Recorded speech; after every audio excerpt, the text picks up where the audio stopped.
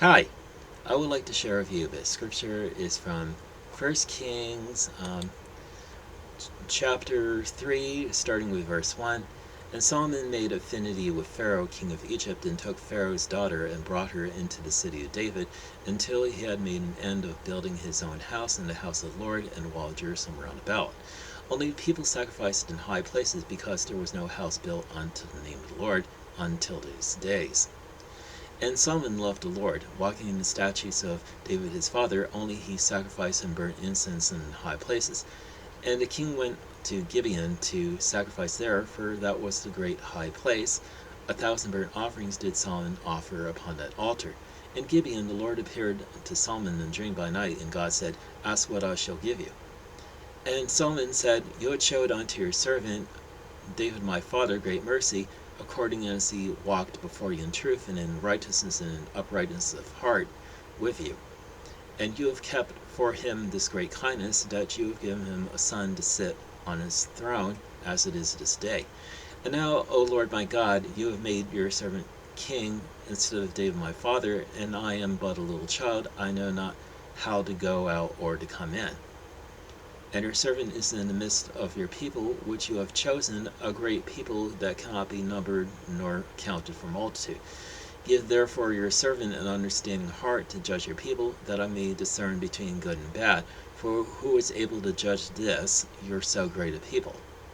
And the speech pleased the Lord that Solomon had asked this thing, and God said unto him, Because you have asked this thing, have not asked for yourself long life, neither have asked riches for yourself, nor have asked life of your enemies, but have asked for yourself understanding to discern judgment. Behold, I have done according to your words. Lo, I have given you a wise and an understanding heart, so that there was none like you before you, neither after you shall any arise like unto you.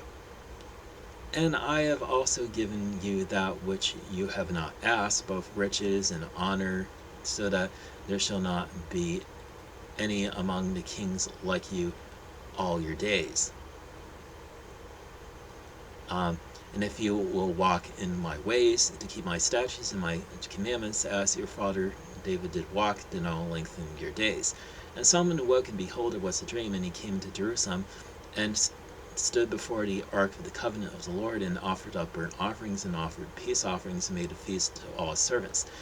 Then came there 2 women who were harlots unto the king, and they stood before him. And one woman said, O my lord, I and this woman dwell in one house, and I was delivered of a child with her in the house. And it came to pass the 3rd day, that after that I was delivered, that this woman was delivered also, and we were together. There was no stranger with us in the house, save we 2 in the house. And this woman's child died in the night, because she overlaid it. And she arose at midnight, and took my son from beside me, while your handmaid slept, and laid it in her bosom, and laid her dead child in my bosom. And when I rose in the morning to give my child suck, behold, it was dead. But when I had considered it in the morning, behold, it was not my son which I did bear. And the other women said, Nay, but the living is my son, and the dead is your son. And this said, No, but the dead is your son, and the living is my son. Thus they spoke before the king. And then said the king, The one says, This is my son that lives, and your son is the dead. And the other says, Nay, but your son is the dead, and my son is living. And the king said, Bring me a sword. And they brought a sword before the king. And the king said, Divide the living child in 2, and give half to the one and half to the other. Then spoke the woman whose the living child was unto the king, for her bowels yearned upon her son. And she said, O my lord, give her the living child, and in no wise slay it. But the other said, Let it neither be mine nor yours, but divide it. Then the king answered, and he said, Give her the living child, and in no wise slay it, for she is the mother thereof. And all Israel heard of the judgment which the king had judged, and they feared the king, for they saw that the wisdom of God was in him to do judgment. Now, those scriptures right there, I thought it would be appropriate to share with you this day when Donald Trump is being reinstalled as president of the United States, because the I mean, when Solomon became king, he had God visit him in a dream at night, and God asked him, "What shall I give him?" And Solomon would confess that he was a little child that doesn't know how to go or come in, and he's in leadership of so great a people that could not be counted or numbered for multitude. So he asked God to give him an understanding heart and wisdom so that he may be able to judge his people. And God said, because you have neither asked for riches nor fame, honor, or even the life of your enemies, or even a long life, I'll give you what I'll give you an understanding heart. I'll also give you all these other things, and if you're obedient to my commands, then I will also give you a long life. And so Solomon awoke, and he attended his duties as king, and there were these two harlots who came before the king, and they were fighting over a child which each of them claimed was hers, and one woman says that she, while she slept, that they both had a son, and while they both slept, the other woman turned over, and she ended up killing her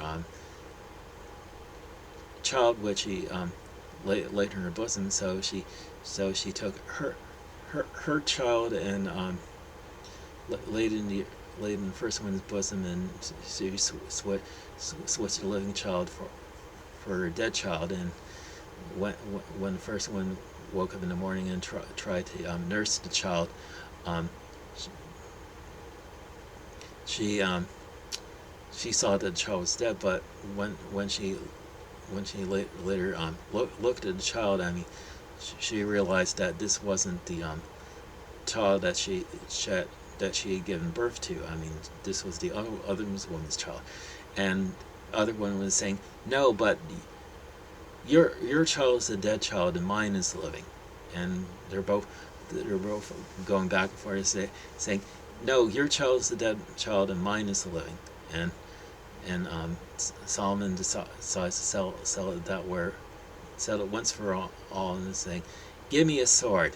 And then he says, "Cut the child in half, and give one half to one woman and the other half to the other woman." And a woman whose heart yearned for the child, and it's like, "No, please don't spare the child. I mean, give the child to the other woman." And the other one is like, "Let it neither be mine nor yours, but cut the child in half." And then Solomon said, "Give the child to the first one, for she is truly the mother." I mean, see, I mean, he had seen that the first woman had acted on behalf of the child's safety, while the other woman didn't care about the child's safety. And it's like, and he realized that the first one was the true mother. I mean, and that basically showed that he had wisdom of God to discern between between the two women. Their claim that the child was that the child was hers. I mean, and God had given Solomon wisdom to speak. If we go to if we go to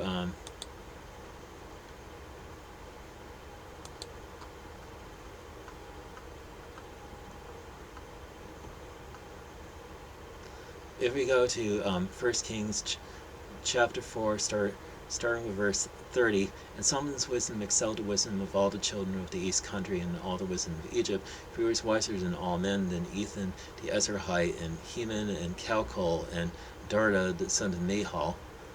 And his fame was in all the nations round about, and he spoke 3,000 proverbs, and his songs were 1,005, and he spoke of trees, from the cedar tree that was in Lebanon, even unto the hyssop that springs out of the wall.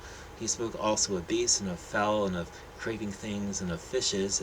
And there came all the people to hear the wisdom of Solomon from all the kings of the earth, which had heard of his wisdom. I mean,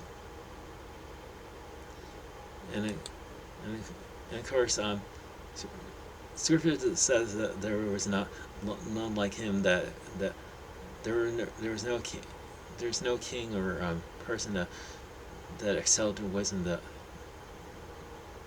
above Solomon that came after him. Of course, if we read in reading the Gospels, there is the one who came and who was greater than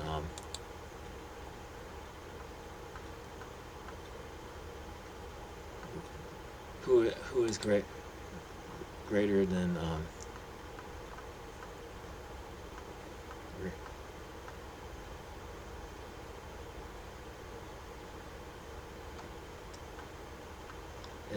if I can get to that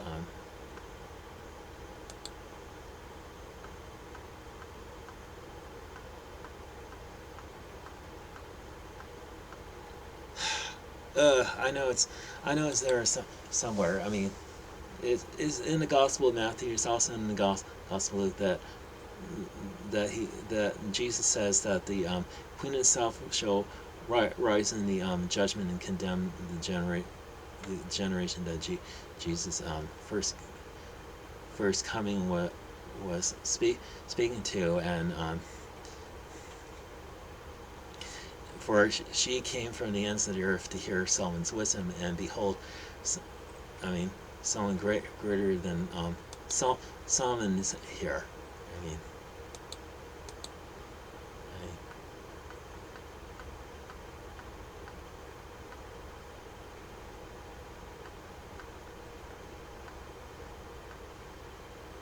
yeah, this Matthew chapter 12 verse 42. I mean, it says, "The Queen of the South shall rise up in the judgment with this generation and shall condemn it, for she came from the uttermost parts of the earth to hear the wisdom of Solomon, and behold, a greater than Solomon is here." So Jesus was saying in a very indirect way that he himself is the one who is greater than Solomon, because he I mean, Solomon was wise, but he ended up feeling that wisdom that he got from God, and ended up marrying multiple women from various kingdoms to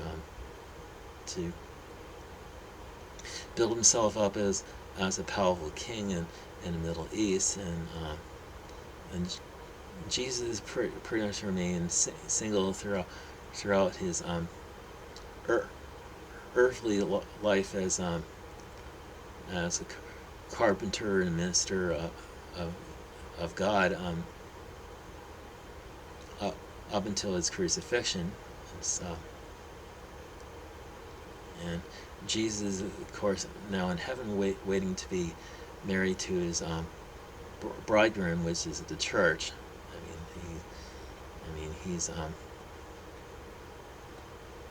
He's currently standing before God as the intercessor for us, and as Hebrews says,